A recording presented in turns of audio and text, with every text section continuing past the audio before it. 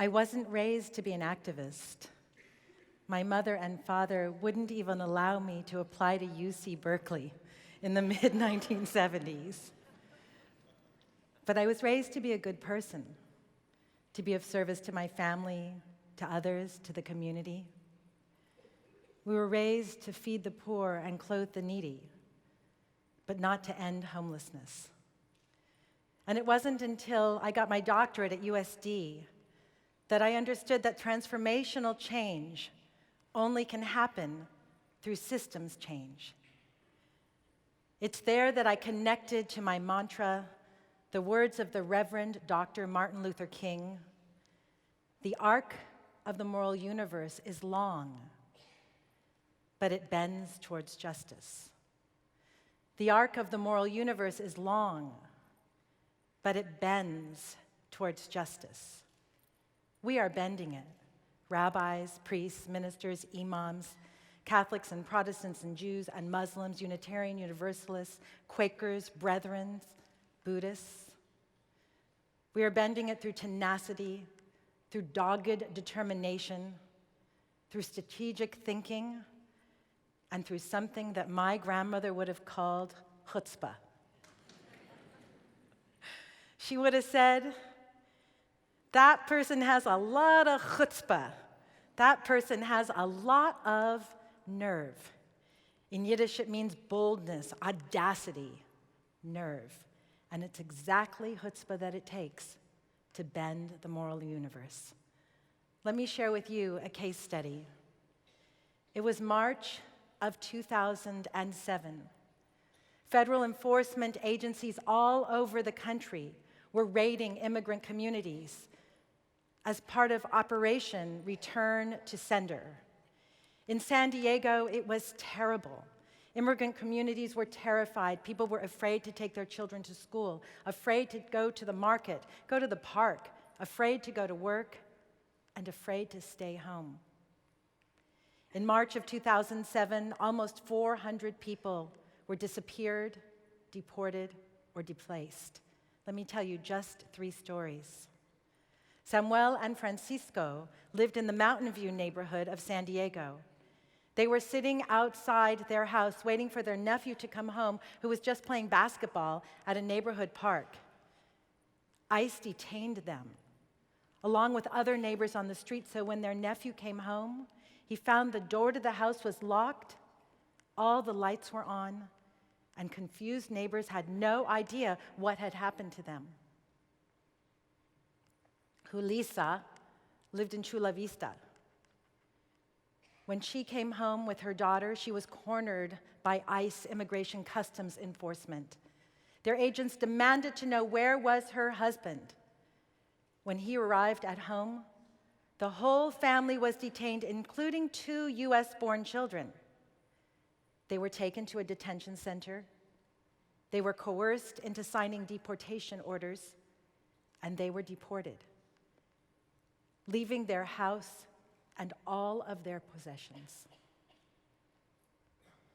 Maria del Carmen was just driving in Mira Mesa. Her car was surrounded by enforcement agency cars. ICE pulled the guns out and demanded that they leave the car. They handcuffed her 2 children. Maria del Carmen and a relative were detained. It was never explained to her why she was deported. 1 + 1 + 1 to almost 400 people disappearing in our midst. As clergy, we could not stand by while our neighbors just disappeared. So what did we do? With a little bit of chutzpah, I picked up the phone and I called Immigration Customs Enforcement. I wanted to demand, to pray, to beseech them to stop the raids and to ask for them to meet with us, local clergy. But I got no answer. So I called again and again, and I didn't hear back. As immigrants' rights activists, as clergy and people of faith, we decided it was time to organize. Fortunately, it was spring. the time when Passover and Easter overlap in Holy Week. And so we decided to call the press and hold a foot washing in front of the federal building in the spirit of Maundy Thursday, the spirit of Jesus washing the feet of his disciples before the Last Supper. Our clergy would come with humility and hospitality, with servant leadership and with compassion. We would, in front of our federal building, wash the feet of immigrants. And we did on that day, Holy Thursday, Maundy Thursday. Our Christian clergy came, and they got down on their knees. And instead of having real immigrants sitting there, it was too dangerous. We had chairs that were empty, like this one, and on it were the names of immigrants who had been disappeared or deported: Julissa, Maria del Carmen, Francisco, Samuel. They were not in the chairs, but in front of our eyes, they were there.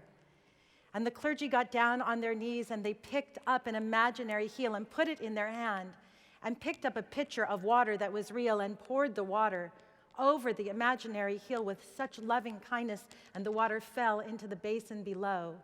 And all the while, rabbis, priests, and ministers, and activists, and people of faith were standing and praying and beseeching that those agents and executives in the federal building who we knew were watching us would open their hearts to the plights of hardworking immigrants here in San Diego. Then we took the press with their cameras over their shoulders, and we walked up to the building with a horseradish, the symbol of the bitterness of the Passover story. And we asked them to stop embittering the lives of the communities and people who live in them in our city. Then we asked to meet with them. They agreed, but they said no press. And we agreed. It was only a very few days later when we walked into the executive conference room at Immigration's Customs Enforcement. The ICE executives were sitting way across the table from us, and 7 community clergy came in and sat down. There was a chasm between us, a divide of culture, a divide of community, a divide of mission. And their lawyer came in with a big black book and threw it on the table and said, "In this volume, it says I can do whatever I want." And Reverend Scott Richardson reached into his jacket pocket and pulled out a small Bible and put his hand gently on it and said, "In this book, it says you can't."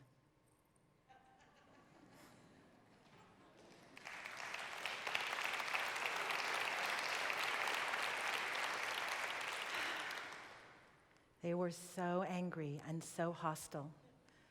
We were pesky, troublesome clergy. We had nothing but pulpits where we could tell our story, and the press who would come over our shoulder. And we saw them as enforcers, people without any compassion at all, willing to terrorize our communities. But slowly but surely, as we began to meet with each other frequently in those days, we began to see them as people. They had families. Their families were binational. They lived in our communities. They were members of our congregations. And they saw us as guardians of the common good, that we cared about our communities, that we worried about our families and the people who were disappearing. In San Diego, the raids subsided. Everywhere else in the country, human rights and immigrants' rights groups were escalating against federal agencies. But here, the raids subsided. It didn't stop there. The Obama administration sent the Secretary of Immigration Customs Enforcement to meet with us and to talk to us about how we worked together in order to create their own policies of community engagement. And it didn't stop there. In July of 2014, just this past July, Hundreds of refugees and asylum seekers were coming into San Diego. We knew that it would create a humanitarian crisis for our communities. So this time, I picked up the phone and called Customs, Border Patrol, and ICE. And I said to them, "Can we be of assistance?" And they said, "Can you come tomorrow?" We did. We walked into the conference room and we sat around a round table. We were interspersed with one another. And we created a structure and a strategy by which we would support the refugees and asylum seekers who were coming here and mostly leaving to join their families in other parts of the country. The arc of the moral universe is long, but it bends towards justice. We are bending it through Holy Chutzpah and foot washing.